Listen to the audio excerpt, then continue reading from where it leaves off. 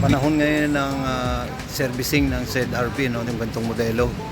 Kasi every year to 2023 ZRP, you know.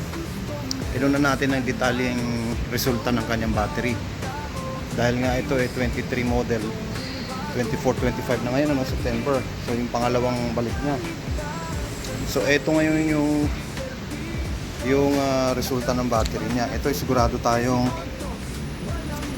battery talaga yung problema. So una, kinunan muna natin ng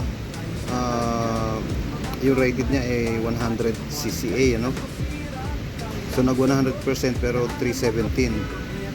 So kinunan natin yung pangalawang kuha doon sa original niyang cca ng battery, ano?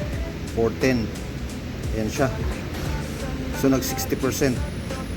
Alright, so para masiguro natin na battery talaga yung problema, alright, para yung kondisyon ng battery niya ay ma-check natin ng maigi, no? Kumuha tayo ng kinunan natin yung cranking test, kasi ito after ng pangatlong check, no, nag-zero siya. So ngayon yung kanyang cranking test sa starting, ano, pag kirinang mo, ayan, no, ayan siya. Alright, low. Tapos hold it, ang cranking bolts niya 740 lang. Alright, masyadong mababa na yan. Then yung charging system naman niya is okay, so walang problema dun. Alright, loaded tsaka not unloaded.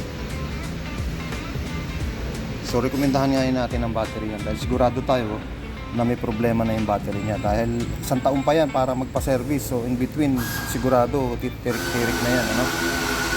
Alright, Malang ayos na agad, mga kamay para